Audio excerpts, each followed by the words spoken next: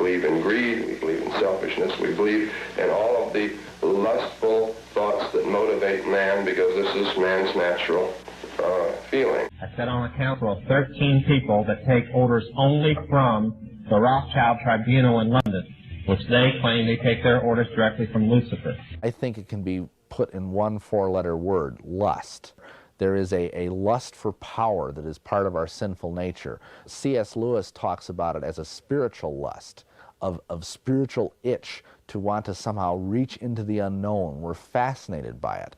It's why horror movies and horror books are so popular. The thing that attracts young people is the power, and it's immediate power, immediate result.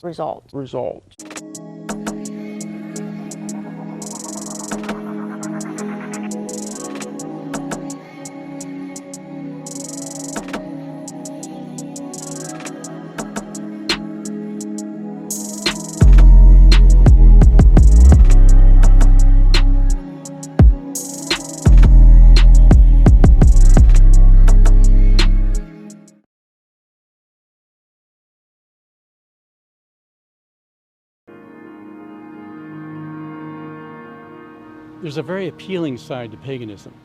Lucifer doesn't always come as the boogeyman, but he often comes as an angel of light, promoting all kinds of interesting concepts, particularly in the area of self-help, like in the book, The Secret.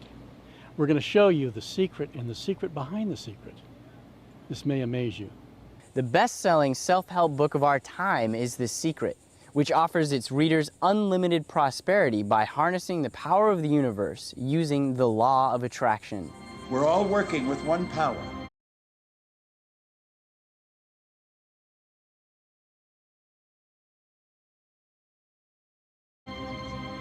One law. It's attraction. Basically, the message of The Secret is the message that I've been trying to share with the world on my show for the past 21 years. You are the designer of your destiny, and the outcome is whatever you choose. I was able, because of this kind of technique, to bring my wife to me. I simply got a picture of a girl and kind of my ideal woman, and I put it on my little altar that I had in my bedroom, and I just went every night and I just visualized her. I did certain spells, and lo and behold, after about 6 months, I met her, and she looked amazingly like the picture. When you visualize, then you materialize. Visualization plays a very important part in the craft. When you get a group of people together in a circle and they're doing a spell, the visualization is important because it brings everybody together doing the same thing at the same time.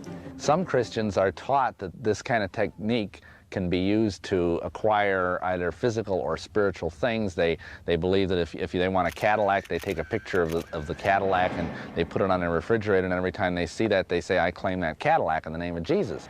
And the trouble with that is it's precisely like what I was doing as a witch.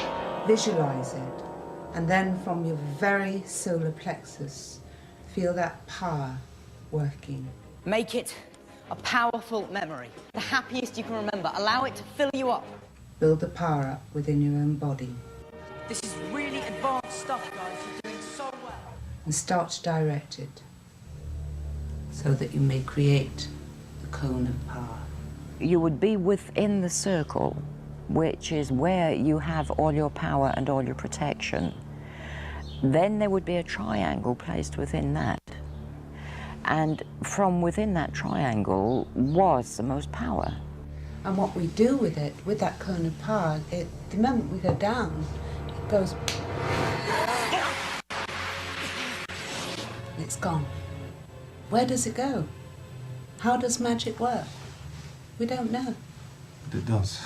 We really don't know. All we know is that we bring it into consciousness and we say, this is our will. We will it. Now, if you don't understand it, doesn't mean you should reject it. Our job is not to figure out the how. The people behind the book, The Secret, say, well, we don't really know how it works. It just works. Well, hey, I would want to know what was in my Kool-Aid before I drank it. Hey, what is going on with y'all, man? It's Black Balloon, and we coming back with another video, so y'all already know what's going on. All right, y'all. I'm feeling good. This video will be dropped on Friday. So I figured it'd be a pretty good weekend. And we get some content going on the Patreon, on the YouTube. Look, I got plenty of videos coming up for y'all. I just been working and just getting things in line, man. So y'all already know what's going on. Look, this is the only part I wanted to come in this video and talk. Mostly wanted this video to just be full of clips. Y'all already know how I do it. But I definitely got to squeeze in, a few minutes of me talking. I'm definitely going to have to do this a lot more when I really get going and posting back on YouTube, just because, we got to just get ahead of the curve and keep things as original as possible so this channel doesn't get shadow banned, basically, which it probably already is to a degree. But anyways, that's not what we're here to talk about. So look, I wanted to come in on that part because I found that interesting. Now, I found it interesting as I was listening to the video of where I got that clip from. Now, I've also heard, people talking about the law of attraction, and basically, how like you'll get those like hardcore Christians that'll be like, the law of attraction is the devil. It's not from God. So I've heard that before, and that was more when I was coming up just on my spiritual journey, which we all are still on that journey. Don't think because I've gained a platform that my spiritual journey is over and I just know everything. No, we continue to go through this journey throughout our entire lives. So, but early in my spiritual journey, you come across so many different theories, you just don't know what to believe.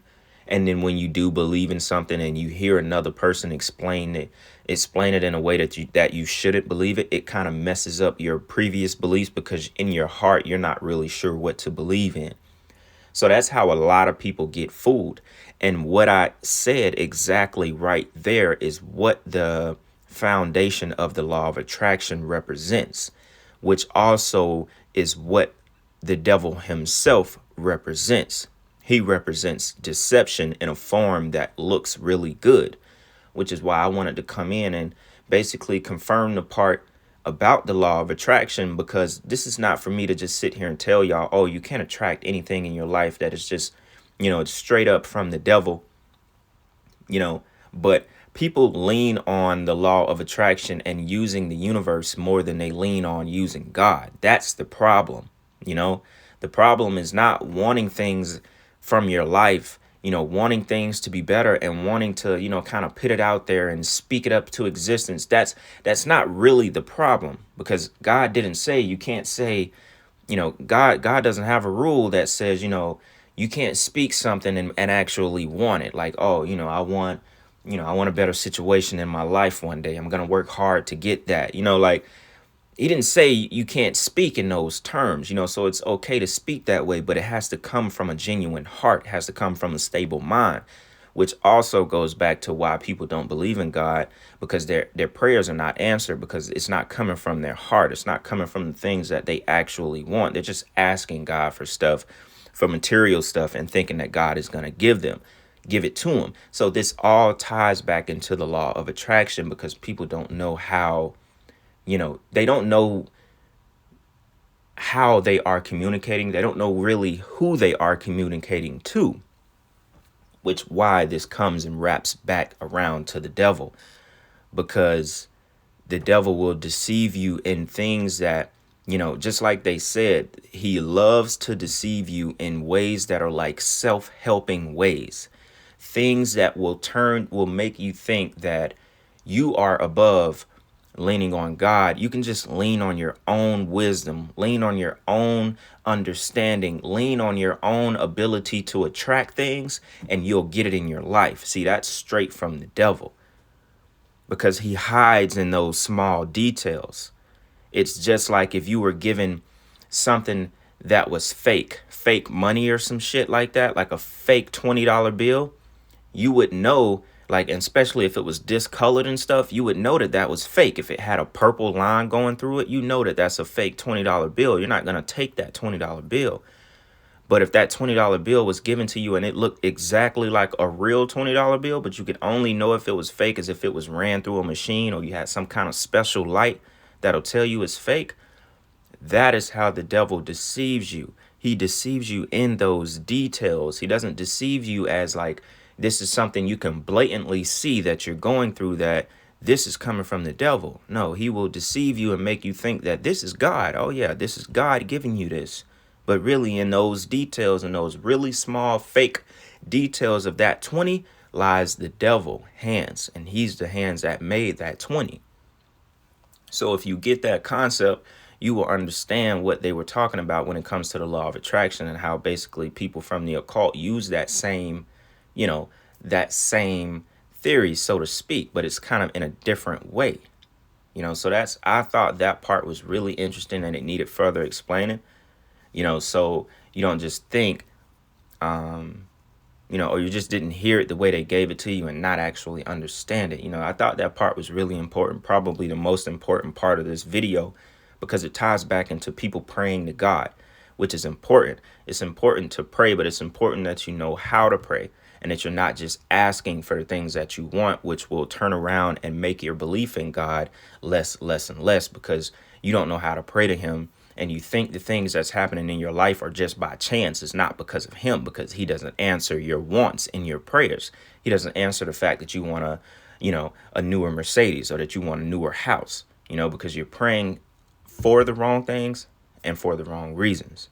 So I'm not going to keep, that part going too long. I don't want to keep talking too long in this video and make it, such a long vid. I just definitely wanted to come in right there and just kind of sum that up, man. So y'all already know what's going on. I'm going to let y'all continue and watch this video. Hope y'all enjoy it. Hope y'all have a good weekend. And y'all already know I'm coming back with plenty of more content, man. So with that being said, it's Black Balloon. And I'm going to see y'all soon. I'm out. And are in many Christians' hands today, which we're hope that will burn before it's over. Now, according to the Necromonicon, the beginning of the world happened at man or mortals. If you watch The Witch, you know the difference between witches and mortals.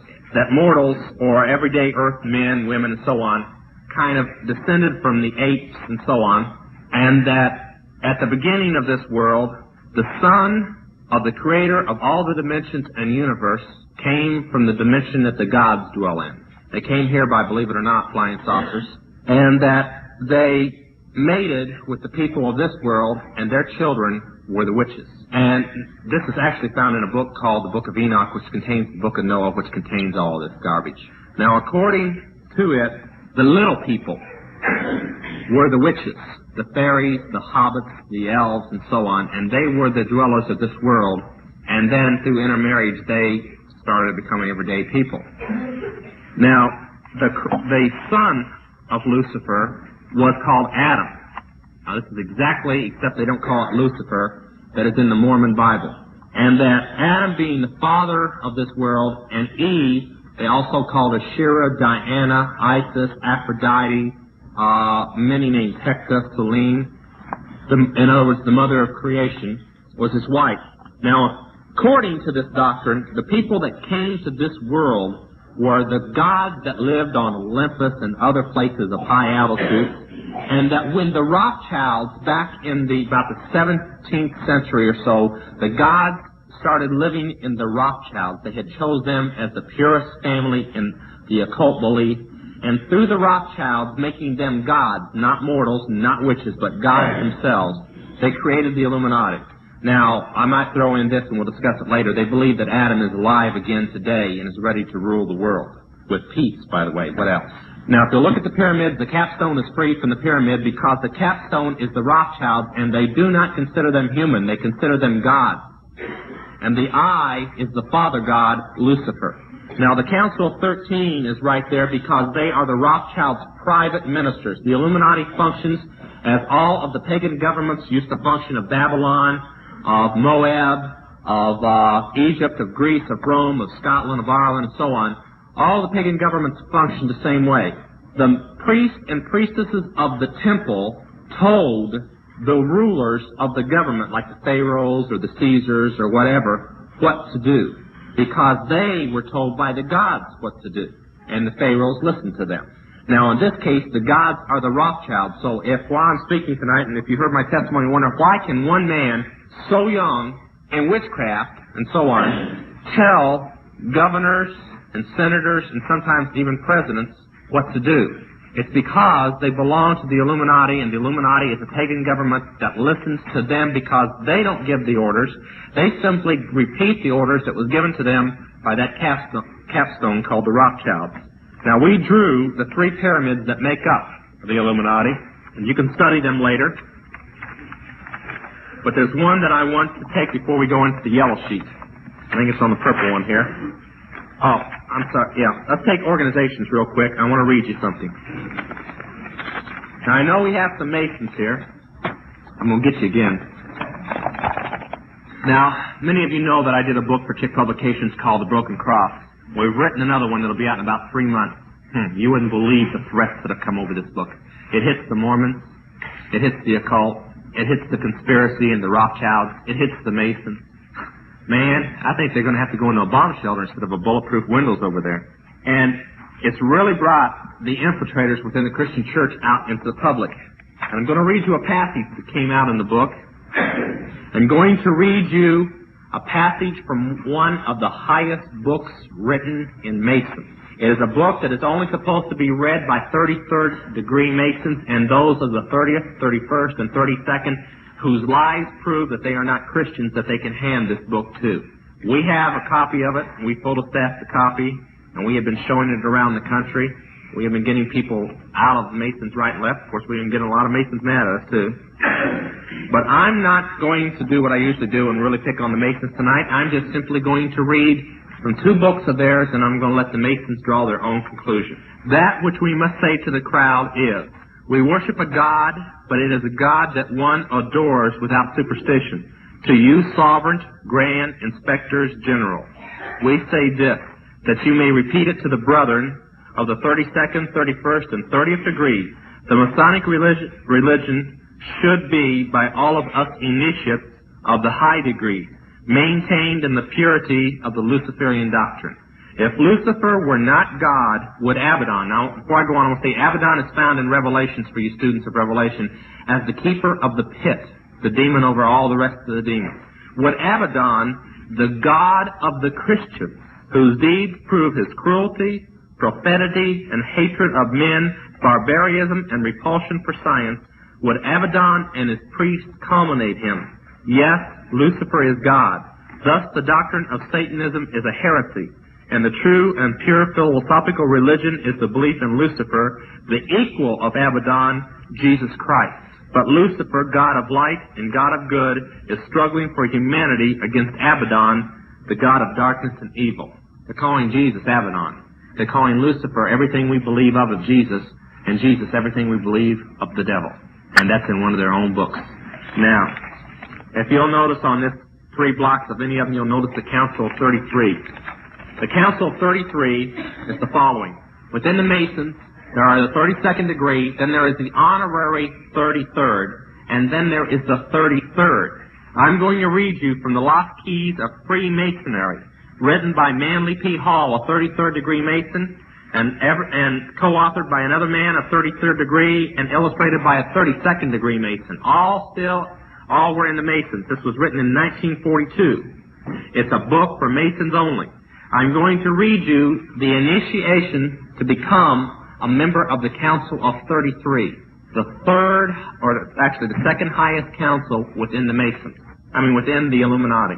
When the Mason learns that the key to the warrior on the block is the proper application of the dynamo of living power, he has learned the mystery of his craft. The seething energies of Lucifer are in his hands, and before he may step onward and upward, he must prove his ability to properly apply energy. He must follow in the footsteps of his forefather, Tubal-Cain, who with the mighty strength of the war god hammered his sword into a plowshed. Now, when I was saved, I complained. What am I saying when I was saved? I didn't find this out until I was saved. When I was in the occult, I complained at our council meetings because the 33rd council had so much power, and I felt it was unjust because I had proven myself so greatly to Lucifer, witches are very proud people. And I complained that they didn't do the same thing. Now, we really didn't know what the Council of 33 did, or what their rights were, because we were occult and they were Masons. When I got saved and saw this, I found out they did do the same thing. The warrior on the block right, remember I said they must prove their ability to properly apply this energy? The warrior on the block right is human sacrifice. They did do the same right. The very leaders that lead the Masonic belief, remember they said of the high initiates, they laugh at the Blue Lodge and those below them because of what they really know and who they really worship. We had a man saved about 2 weeks ago, or about 3 weeks ago now, in Jacksonville, Florida. It was a 32nd degree Mason. His father was a 33rd. His future father-in-law was a 33rd. His mother and future mother-in-law and fiancé were all in the Eastern Star, and he was ready to perform the warrior on the block when he was saved. He told us, can I come hide at your retreat? My own parents will set me up to be killed because I have left the Mason. Now, that's a 32nd degree Mason saying that. You think about it. All right? Now, go with me to the back of that purple sheet, to political organizations. Okay? The Trilateral Council and the Council of Foreign Affairs.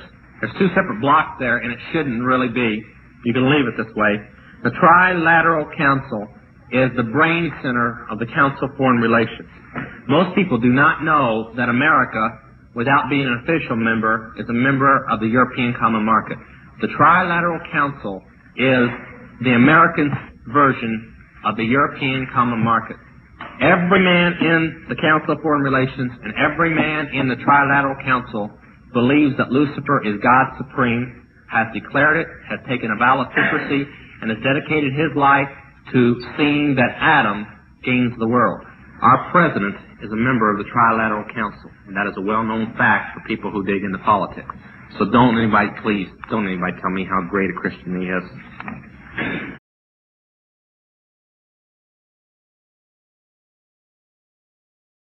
In just a few words, summarize what you understand the Illuminati is?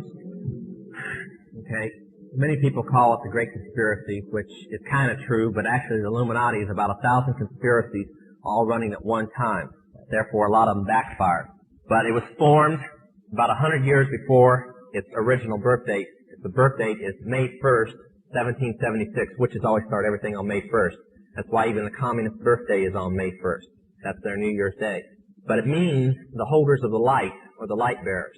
Now, witches have another name for it, too. Since it is a death penalty to use the name the Illuminati, you must say Mariah, which means the conquering, destroying wind. But its belief is that Lucifer is God, and that everything else is imposter, and that Lucifer can bring peace to the world by his lifters, or upholders, conspiracy. And they're going to conspire and conspire and conspire till they have a world government.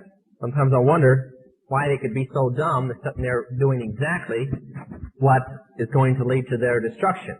But then that's usually how the devil is. He keeps everything in darkness. But that's the Illuminati. It's a world conspiracy, and I might add, an extremely powerful one. The occult is its religion. Now, many of you are doctors, lawyers, mechanics, construction workers, businessmen, whatever.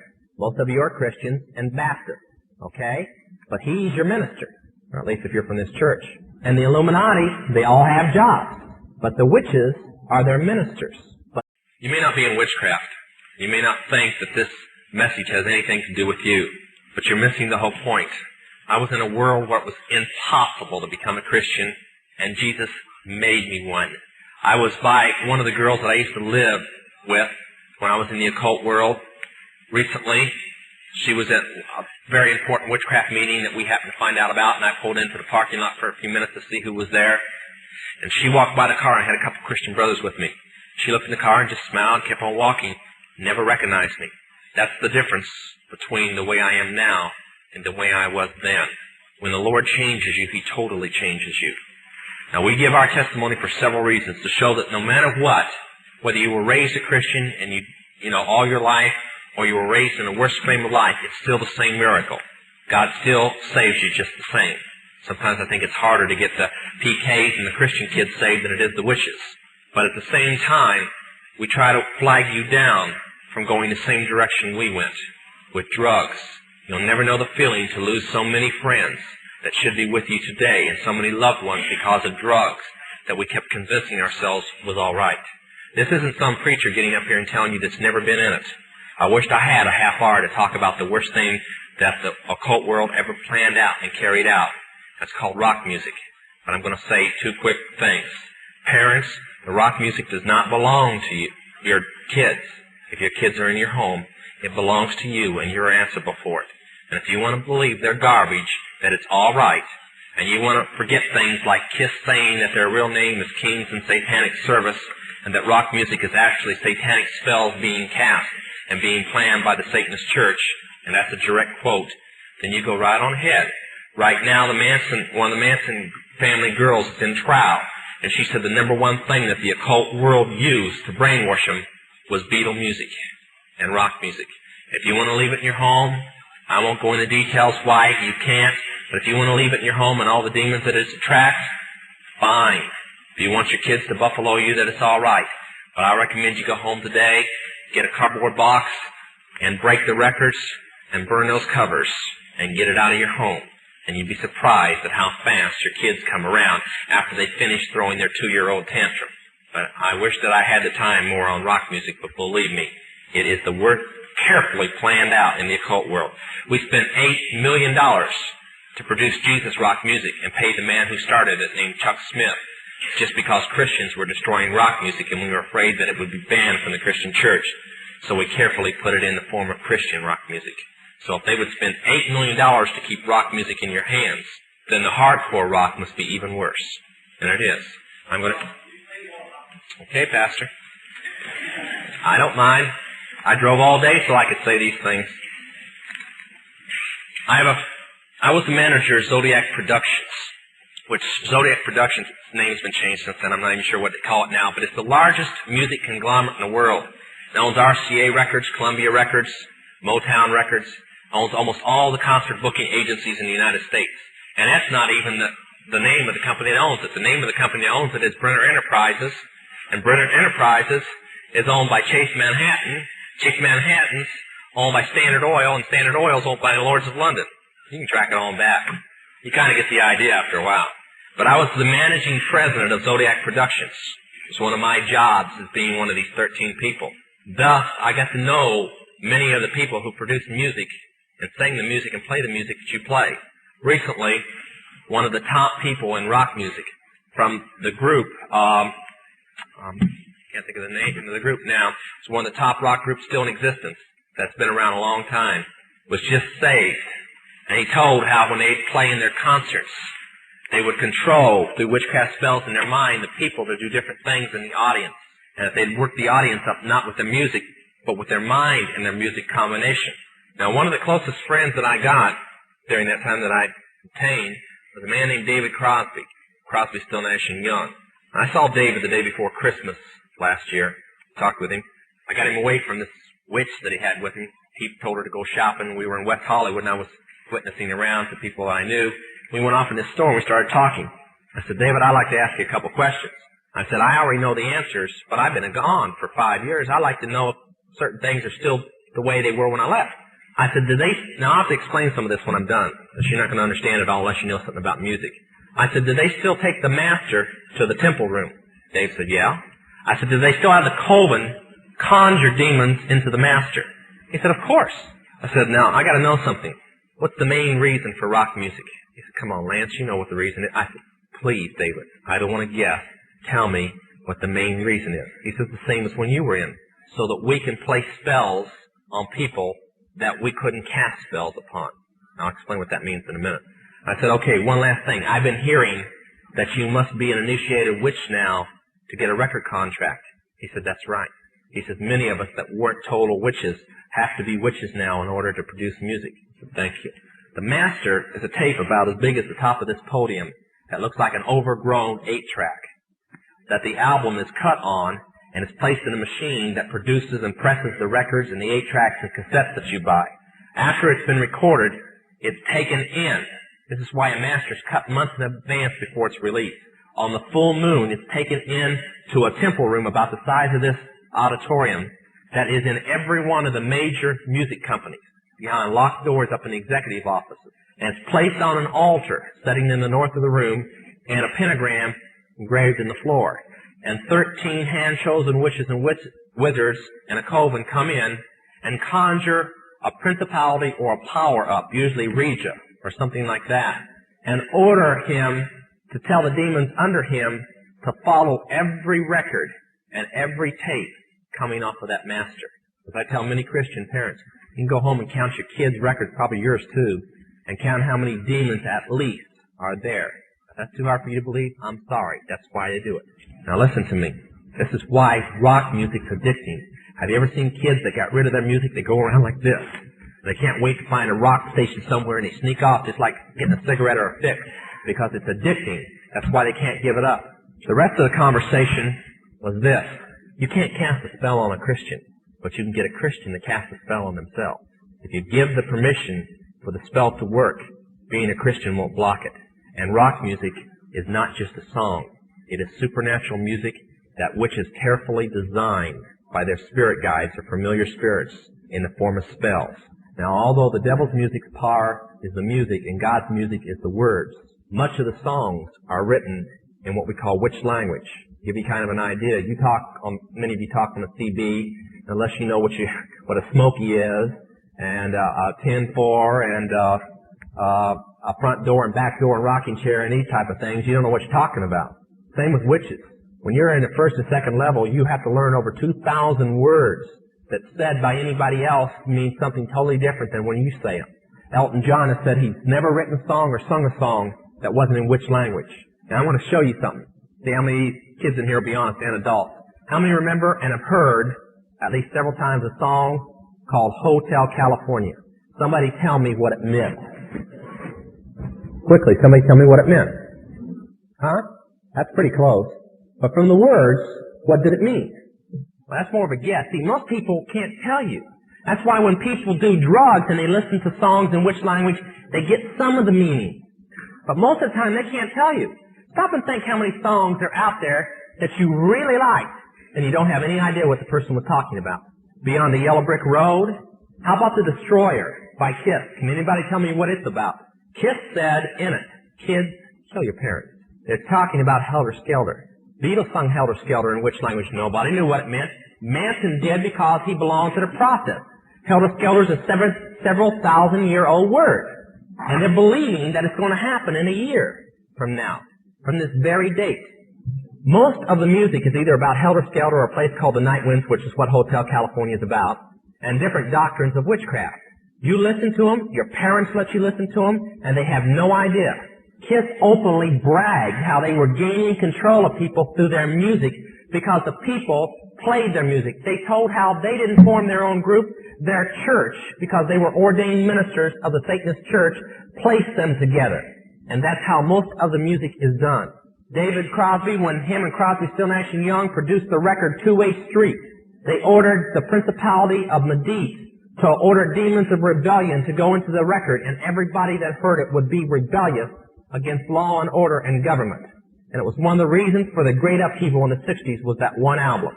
And they take open credit for it.